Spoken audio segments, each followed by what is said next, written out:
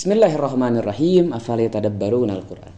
Melanjutkan pembahasan ataupun tadabbur surat Al-Maidah ayat 67, kita sampai kepada bahwasanya Nabi di sini merasa khawatir untuk menyampaikan sesuatu ini yang telah Allah turunkan kepadanya.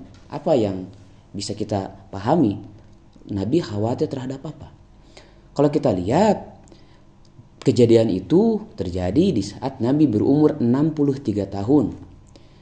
Surat Al-Maidah pun turun di saat akhir-akhir hayat Nabi. Umur 63 tahun Nabi menjelang wafatnya. Apa sih di saat ini, di saat tersebut yang Nabi khawatirkan sehingga Nabi harus ditenangkan oleh Allah Subhanahu wa taala dengan mengatakan wallahu ya'simuka minan nas, jangan takut, Allah yang akan menjagamu dari gangguan orang-orang yang ingin berbuat buruk terhadap risalah ini. Tentu takutnya Nabi bukan takut secara pribadi, tapi takut atas keberlangsungan risalah. Mari coba kita sama-sama renungkan deh ayat ini. Kita lihat Nabi ketika berumur 63 tahun, artinya sudah 23 tahun Nabi menjadi seorang Nabi ataupun mengemban risalah Allah Subhanahu wa taala. Sampaikanlah apa yang telah Allah turunkan padamu. Apakah itu tauhid? Apakah selama 23 tahun itu Nabi tidak pernah menyampaikan tauhid? Kalau memang nyatanya tauhid misalnya, Nabi pasti berkata kepada Allah, wahai Allah, aku sudah sampaikan hal ini sedari awal. Apakah itu kenabian? Sudah Nabi sampaikan sebanyak-banyaknya di saat Nabi menyampaikan risalahnya. Apakah itu ma'ad? Nabi juga sudah sampaikan. Bahkan ayat-ayat yang berkenaan tentang ma'ad disampaikan ketika Nabi berada di periode di Mekah. Selama dakwah di Mekah, ayat-ayat tentang ma'ad turun kepada Nabi. Apakah itu sholat? Sudah Nabi sampaikan. Apakah itu zakat? Sudah Nabi sampaikan. Apakah itu haji? Nabi baru saja melaksanakan haji di saat itu. Nabi baru pulang dari haji wada. Apakah hal lain? Tidak ada yang bisa kita sebut, tidak ada yang bisa kita simpulkan dari apa yang telah kita sebutkan tadi. Semua ajaran-ajaran, baik yang berkenaan dengan akidah, baik ataupun yang berkenaan dengan risalah, ataupun yang berkenaan dengan syariat Islam, sudah Nabi sampaikan selama itu sampai Nabi berusia 63 tahun di saat kejadian itu. Tidak ada lain yang ingin Nabi sampaikan dan Nabi masih merasa khawatir saat itu, melainkan tentang pemerintahan Islam pasca Nabi. Siapa yang harus memimpin umat Islam setelah Nabi? Tidak lain, Nabi di saat itu menunjuk Al-Imam Ali bin Abi Thalib sebagai penerusnya. Nah, ini bisa kita pikirkan, ini semua adalah produk tadabbur kita dalam ayat ini. Setelah kita menelusuri dan berpikir lebih dalam sampai kepada kesimpulan ini, di mana pertama, Nabi saat itu berusia 63 tahun dan itu akhir hayatnya. Kemudian pulang dari Mekah dan berhenti di sekitaran kolam air yang disebut dengan Ghadir Khum, sebuah tempat di mana berpisahnya para jemaah haji yang datang dari Yaman, Madinah, Irak, Ethiopia, kemudian juga dari Syam. Nabi berhenti di sana.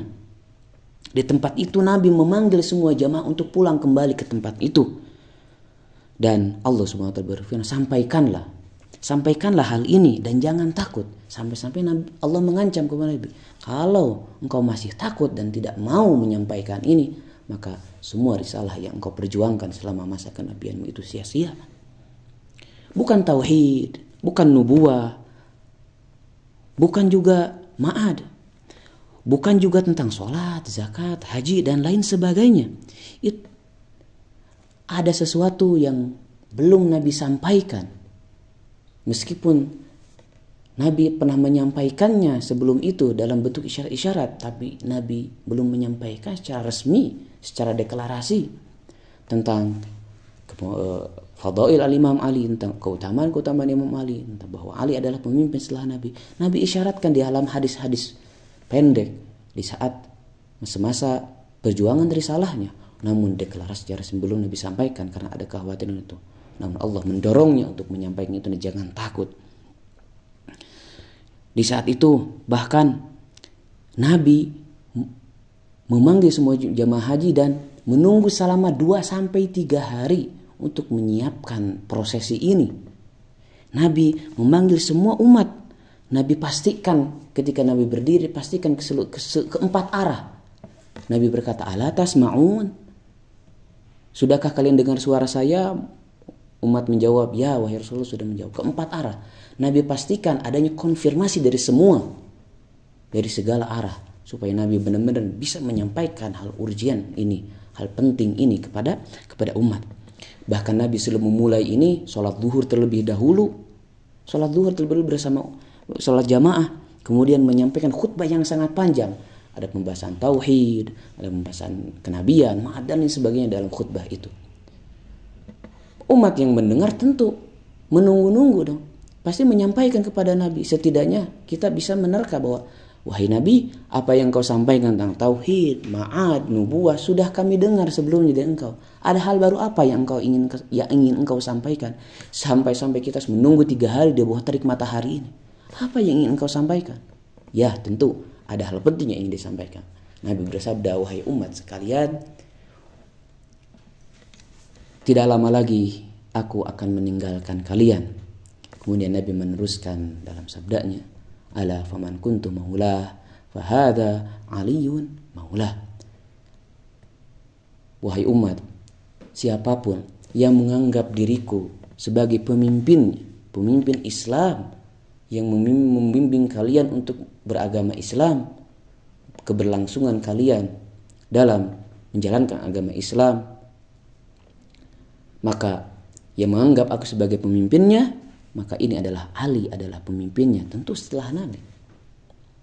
Dan ini hal penting ini yang sejak lama Nabi pendam, sejak lama Nabi khawatirkan, namun dengan turunnya ayat ini Nabi sampaikan dengan keberanian.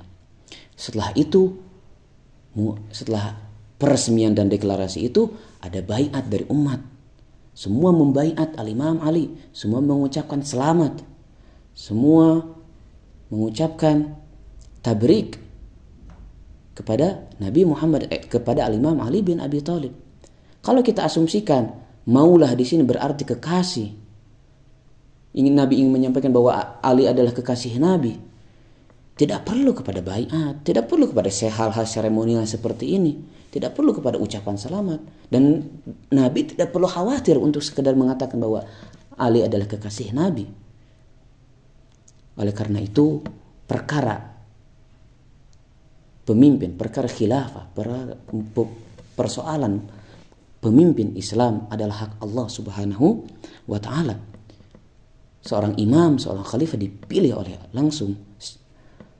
secara langsung oleh Allah Subhanahu wa ta'ala. Dalam Al-Quran kita membaca, inni ja'iluka linnasi imama, aku yang menentukan seorang imam untuk manusia.